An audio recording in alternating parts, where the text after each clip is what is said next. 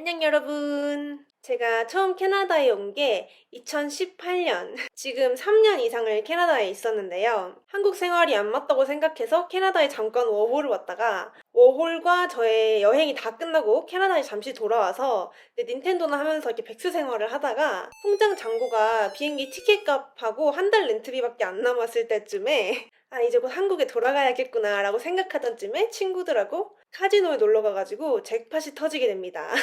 엄청난 금액은 아니었지만 한 달을 또 한 번 놀고 먹을 수 있는 그런 돈이 생긴 거예요. 그래서 또 놀아야겠다. 그러고 그렇게 캐나다에 있다 보니까 지금까지 캐나다에 있는 거예요, 지금. 그때 막 통장 잔고가 막 0으로 수렴하고 있는데 갑자기 이게 딱 터지면서 이게 캐나다에 살라는 신호인가? 막 이렇게 생각을 하면서 그냥 캐나다에 계속 있었거든요. 그러다 보니까는 이렇게 됐어요. 지금까지 저는 캐나다에서 4가지의 잡을 했습니다. 현장 노동자, 바리스타, 그다음에 웨이트리스, 그다음에 유튜버. 많은 시청자분들이 밖에서 만나면 그 공사장에서 일하는 분, 그거 유튜브 하시는 분 이렇게 말씀을 하시는데 하나는 이제 옛날 일이고 하나는 현재 진행형 맞습니다. 아무튼 제가 공사장에서 일하시는 분이었을 때는 워홀 초창기였을 때 여러분들이 뭐 영주권 계획이 있냐 뭐 이런 질문을 하시면 저는 정말 계획이 없었기 때문에 계획이 없다고 했었어요. 그때는 막 그냥 워홀 신나게 하고 일 신나게 하고 여행 신나게 다니고 막 이러는 개 욜로 워홀로 유튜버였었을 때였고 이제 점점 캐나다에 정착하고 연애지라는 채널로 바뀌게 되었죠. 이제 그러면서 지금까지 저를 구독해주신 여러분들도 제가 뭔가 바뀌는 과정이나 성장하는 과정을 같이 보셨을 것 같은데요. 근데 여러분이 영주권 따게 되면 뭐 할 거냐, 뭘 하고 싶은지 뭐 이런 질문들도 가끔 저한테 하시는데 아시다시피 제가 미래에 그렇게 치밀한 사람이 아니에요. 어떤 미래에 대해서 말씀드리지는 못하더라도 그동안 캐나다에서의 삶이 나에게 어떤 영향을 끼쳤는지 뭐 이런 거는 제가 말씀드릴 수 있을 것 같아요. 일단 제가 캐나다에 오기 전에 캐나다라는 나라에 대해 되게 큰 매력을 느꼈던 영화가 하나 있어요. 한국어로는 내 사랑이라는 영화인데 캐나다에 사는 모드라는 여성 화가의 인생 이야기를 담은 영화예요. 근데 이 풍경이 너무너무 예뻤고 그 분위기가 너무 마음에 들었었고 이 영화를 보고 난 다음에 저곳에 가면 내 안에 숨겨진 무언가를 찾을 수 있지 않을까 막 이런 헛된 꿈을 꾸면서 영화를 몇 번 봤었지만 결국 이제 대자연이 아니라 저는 결국엔 도시로 왔기 때문에 대자연의 품으로 가는 것은 별로 자주 있는 일은 아니고 여기서도 사실상 먹고 살기가 제일 바쁩니다. 제가 3년 동안 살면서 어떤 점이 바뀌었느냐 할 얘기가 너무 많아요. 할 얘기가 너무 많은데 일단은 제가 생활 습관이 어떻게 바뀌었는지 자잘한 것도 있고 좀 큰 것도 있어요. 습관적인 거나 환경적인 걸 먼저 이야기를 해보고 그 다음에 저의 생각, 가치관 같은 게 어떻게 바뀌었는지 그거에 따른 또 제 행동이 어떻게 바뀌었는지 그런 거를 좀 나중에 얘기를 해볼게요. 제가 바뀌어온 점이 이곳의 어떤 환경과 다른 사람들에게 영향을 받아가지고 바뀐 것이긴 하지만 캐나다인이라고 해서 다 그런 건 아니라는 점 그냥 웬디의 개인적인 경험이다 이렇게 생각하셨으면 좋겠습니다. 첫 번째로는 제가 리액션이 굉장히 커졌어요. 그 영상 보시는 분들도 막 처음엔 되게 수줍게 찍는다고 하셨는데 지금은 항상 보는 사람들의 표정이나 행동을 저도 모르게 닮아가는 것 같아요. 여기는 막 길에서 만나는 사람, 이웃들하고도 막 굿모닝이야, 날씨 너무 좋다, 눈 너무 지겹다, 그렇지 않니? 막 이런 이야기를 하면서 모르는 사람이랑 그러면서 다녀요. 뭐 그냥 인사하는 건 기본이고 물론 안 하는 사람도 있습니다. 또 뭐 예를 들면 음식점에 갔는데 스텝이 음식 어때? 맛있어? 이렇게 물어보면 굿 이렇게 하면 굉장히 형식적인 그냥 대답이고 내가 진짜 맛있다 라고 표현하고 싶을 때 환상적이야, 아름다워 이렇게 말을 하는 저 자신을 발견하고 저도 깜짝깜짝 놀랍니다. 특히 사람들이 고맙다, 미안하다 이런 표현들을 굉장히 극단적으로 하는 편인 것 같아요. 한국에 비해서. 커피 한 잔을 사면서도 주문을 받아주었을 때, 계산을 해주었을 때, 커피를 주었을 때, 뭔가 다른 걸 엑스트라로 추가해서 받았을 때, 그리고 인사할 때 고맙다는 말을 대여섯 번씩 하는 사람들도 있거든요. 처음에는 그게 되게 어색하고 신기했는데 이제 제가 그러고 있더라고요. 그 다음은 워홀 때는 그런 생각을 하지 않았어요. 근데 3년을 있다 보니까 제가 약간 패션 감각을 잃어버린 것 같아요. 내 취향이 무엇인지, 내가 진짜 좋아하는 것은 무엇인지 이런 거에 대한 눈이 뜨이긴 했지만 그러니까 한국에서처럼 막 유행하는 아이템들을 사고 주기적으로 쇼핑을 다니고 뭐 심심하면 온라인 쇼핑을 한다거나 뭐 이런 것들을 안 하다 보니까 그런 유행이 바뀌는 것들을 보지 않게 되니까 자꾸 그냥 감각이 약간 사라지는 것 같아요. 뭐가 이쁜지 한국처럼 이렇게 빠른 유행에 노출되는 일이 별로 없어요. 그러니까 이제 유혹이 없는 거야. 그러다 보니까 이제 옷을 안 사게 되고 그러다 보니까 이제 뒤처지게 된다? 재작년에 제가 토론토에 잠깐 갔을 때는 그때 약간 무슨 제가 뉴욕에 온 것처럼 이렇게 막 눈이 삐까번쩍 막 사람들이 다 옷을 예쁘게 입고 있더라고. 약간 그런 느낌이 있긴 했는데 거긴 뭐 대도시니까 그때는 제가 조금 거짓걸로 입고 있었기 때문에 살짝 창피했는데 그래도 뭐 아무도 신경 쓰진 않더라고요. 뭐 눈이 와도 반팔 입고 싶은 사람은 반팔 입고 뭐 쪄 죽겠는데 패딩 입고 싶은 사람은 패딩 입고 뭐 여름에 카우보이 부츠 신고 다니고 뭐 이러는 곳이에요. 요즘도 빤스만 입고 다니는 사람이 있어요. 그런 계절에 대한 패션 눈치 게임도 일단 없고 양말이 짝짝이든 뭐 티셔츠에 구멍이 났든 모자가 막 보풀 덩어리든 이런 거에 사람들이 되게 무뎌요. 물론 다 그런 건 아니에요. 굉장히 깔끔하고 잘 입고 다니는 사람들도 많이 볼 수 있긴 한데 되게 드물어요. 뭔가 다 똑같진 않아, 패션이. 다 달라, 자기 마음대로야. 그런데 뭔가 예쁘다 이렇게 느끼는 그런 패션은 잘 보기가 힘들어요. 그리고 일단은 옷이나 물건 같은 거를 좀 막 대대손손 막 오래 쓰는 경우들도 있고 해가지고 유행이 아예 없는 건 아니지만 물론 조금의 유행이 존재는 하지만 그게 좀 오래 가는 편이고 대부분 사람들이 자기 성별이나 자기 나이대에 상관없이 그냥 자기가 좋아하는 대로 막 아무거나 입고 다니기 때문에 저도 점점 보는 눈이 없어져요.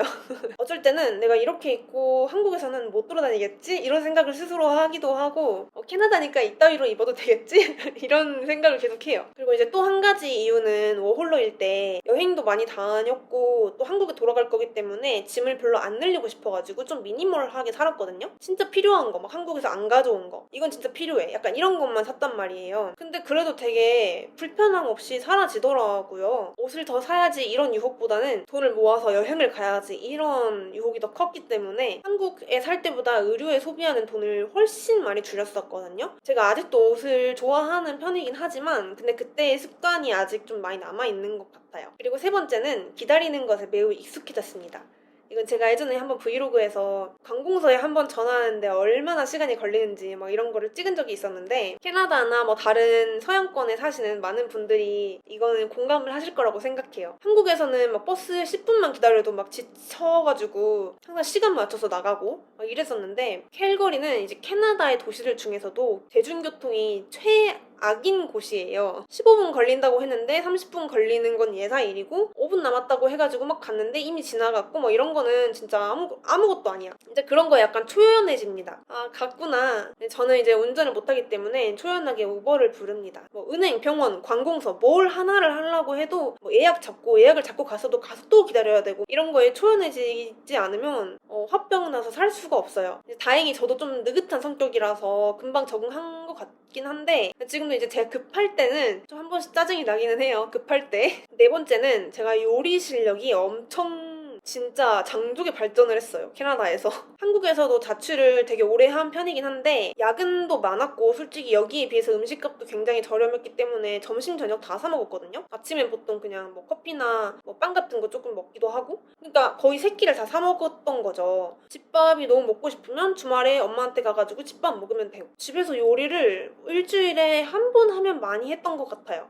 근데 여기는 이제 외식비가 워낙에 비싸니까 한 번 라이언스랑 둘이 나가도 5만 원 이상은 기본으로 쓰게 돼요. 근데 이게 뭔가 대단한 걸 먹은 게 아니라 그냥 평범한 식사인데도 그래가지고 점심 같은 경우도 우린 막 직원들끼리 나가서 외식 많이 하잖아요. 근데 여기는 거의 도시락을 많이 싸갖고 다니는 게 보통이고 학교 갈 때도 애들이 도시락 싸가요. 제가 막 일을 되게 많이 하는 편이 아니다 보니까 시간도 많아. 요리할 시간도 많기 때문에 굳이 밖에 나가서 사 먹을 필요가 없고 그냥 집에서 요리를 하면 되는 거예요. 제가 예전에는 진짜 요리의 재미를 전혀 못 느끼고 해도 정말 간단한 것만 했었는데 지금은 진짜 많이 늘었어요. 뭐가 뭐랑 어울리는지 막 이런 것도 혼자 찾아보게 되고 요리 기구가 그릴러 막 와플 기계 막 에어프라이어 막 이것저것 막 다 늘어났어 집에. 그리고 특히나 이제 락다운이 2번이나 있었고 지금까지 그게 좀 장기간이었기 때문에 제가 사는 곳에서 그동안 집에 있으면서 뭐 해먹을 수밖에 없었기 때문에 그러면서 실력이 또 많이 늘었던 것 같아요. 근데 좀 더 건강하게 식생활을 할 수 있어서 저는 훨씬 좋은 것 같고 제가 저번에 배달 음식 먹은 걸 인스타에 올렸더니 캐나다에도 배달이 있다고 막 신기해 하시는 분이 있었는데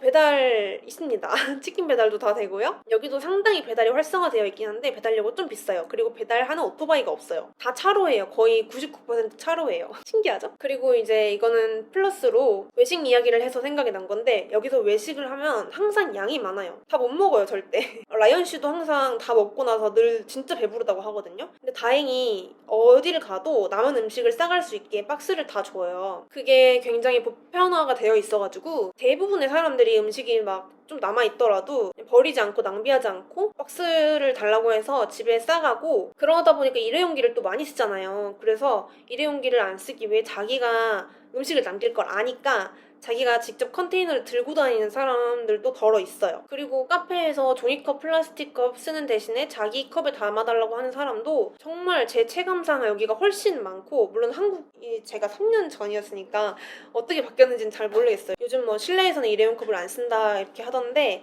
되게 좋은 변화인 것 같아요. 그리고 쇼핑하러 장 보러 갈 때도 무조건 장바구니 갖고 가고 비닐봉지 최대한 안 쓰려고 하고, 저만 그런 게 아니라 이런 사람들이 진짜 많아요. 거의 대부분 많이 그렇게 해요. 그러다 보니까 작은 낭비에 되게 민감해져요. 물론 막 다 그렇지는 않아요. 근데 다행히 라이언 씨랑 저랑 둘 다 그거에 조금 민감해서 서로 되게 잘 맞는 것 같고, 제가 한국에서도 살짝 그런 거에 민감했었거든요. 막 쓰레기 아무데나 버려가지고 막 남자친구랑 헤어지고 잘 사니?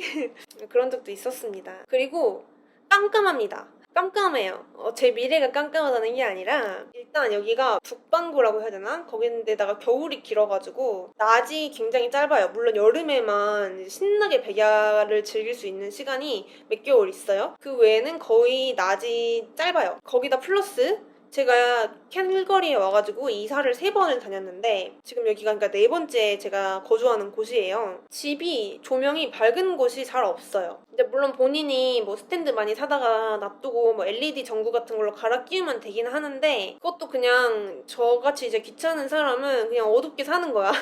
한국에는 천장등이라는 게 있잖아요. 천장등에 전구가 또 한 개가 아니라 여러 개가 달려있잖아요. 근데 여긴 천장등이 있어도 무조건 전구가 하나이고 밝은 조명이 아니라 좀 약간 어둑어둑한 조명은 지금 여기도 되게 어둑어둑합니다. 그나마 또 천장등이 잘 없고 거의 뭐 특히 거실 같은 경우는 막 벽에 달려있어요. 아니면 아예 없어요. 저희 집 같은 경우는 지금 거실에 조명이 아예 없거든요. 그래서 대부분 사람들이 그냥 스탠드를 많이 쓰고 저희 집도 지금 거실에 스탠드가 2개, 그리고 각종 짜잘한 이제 필요에 따른 조명들이 있고 침실에도 스탠드가 3개, 필요에 따라 그 부분만 불을 켜는 거예요. 라이언 씨도 밝은 거를 되게 좋아하지 않아요. 눈이 아프대요. 제가 어디서 들었는데 서양인들은 눈 색깔이 더 밝잖아요. 그래서 빛이 더 민감하대요. 과학적으로 입증된 건지는 잘 모르겠어요. 그래서 그게 이유인지도 잘 모르겠고, 근데 아무튼 조명이 많이 없고 조명이 있어도 굉장히 어두침침합니다. 한국에 비해서. 근데 다행히 제가 원래 또 깜깜하게 해놓고 뭐 조명 스탠드 하나 켜놓고 뭐 영화 본다거나 뭐 작업한다거나 이런 분위기를 좀 좋아하는 편이었거든요, 다행히. 그래가지고 이게 좀 잘 맞는데 이제 엄마가 보면 이제 깜깜한 데서 뭐하냐 눈 베린다고 이제 혼나지. 그리고 이제 마지막으로 생활 습관이 좀 바뀐 거는 여기서는 제가 걸어 다닐 때, 밖에서 걸어 다닐 때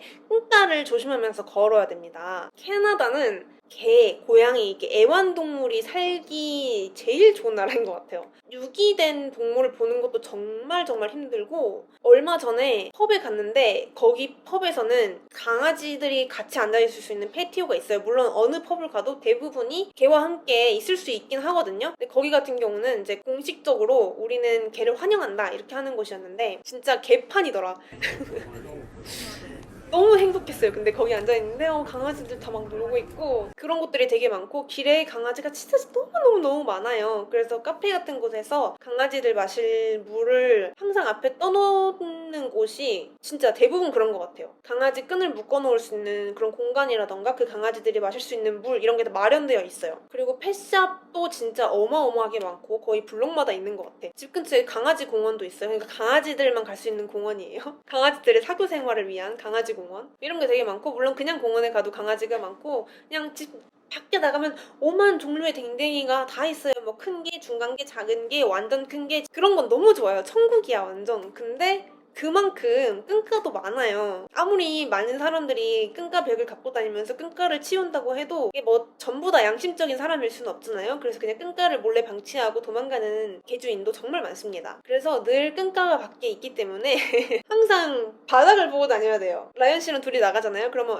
얘 똥 조심해, 똥 조심해 이 말을 하루에도 몇 번씩 한단 말이에요. 이게 뭐 한 걸음마다 널려 있는 건 아닌데 그래도 한국에 비하면 저는 끈가가 굉장히 많다고 생각을 합니다. 에밀린 파리 그거 보니까 파리에 끈가가 그렇게 많다고 하던데 프랑스만큼 여기 끈가가 많은지 그거까진 잘 모르겠어요. 저 아직 안 가봐가지고. 근데 여기도 많아요. 이렇게 똥튀를 하는지 가끔은 이제 큰 개가 워낙 많다 보니까 이게 사람 끈가인지 강아지 끈가인지 구분이 안 가는 끈가들도 굉장히 많이 있습니다. 매일매일 길에서 끈가하는 댕댕이를 한두 번은 볼 수가 있고 남의 집 마당에 똥튀를 해가지고 이웃끼리 분쟁이 일어나는 경우도 굉장히 많다고 해요. 여름에는 이제 비도 오기도 하고 그나마 잘 치워지는데 이제 문제는 겨울에 눈 쌓이고 끈가 쌓이고 눈 쌓이고 끈가 쌓이고 막 약간 이럴 때가 있어요. 그래서 이제 공원에 가서 눈 이렇게 눈이다 하고 밟다가 이제 끈가까지 밟는 얼어있는 끈가까지 밟는 그런 사고가 일어날 수도 있고요. 눈이 녹고 봄이 오면 아름다운 봄이 오면 잔디가 다시 이렇게 돋아나고 할 때쯤에 잔디에서 이렇게 버섯이 피어요. 어머 신기하네. 막 잔디에서 버섯이 자라네. 만지고 절대 그러지 마세요. 그거 다 끈가 그 객끈가 그거에서 나온 버섯이거든요. 근데 저는 아직까지 다행히 끈가를 밟은 적은 한 번도 없어요. 제가 이제 길을 가다가 끈가를 밟고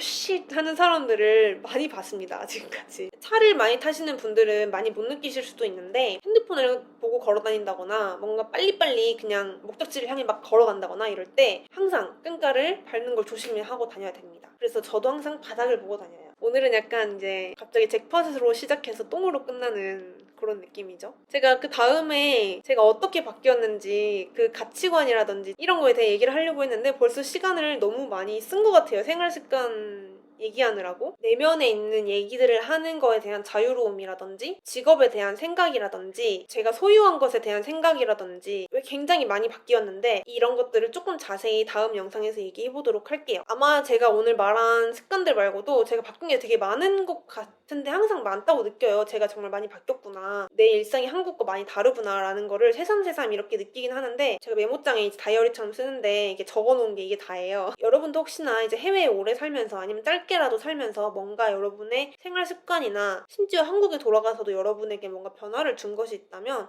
여러분도 댓글로 함께 공유해 주시면 댓글 파티가 될 수 있을 것 같습니다. 뭐래 이제 막 아무 말이나 하고 있어. 그럼 여러분 다음 영상에서 나머지 얘기를 좀 해보도록 할게요. 안녕.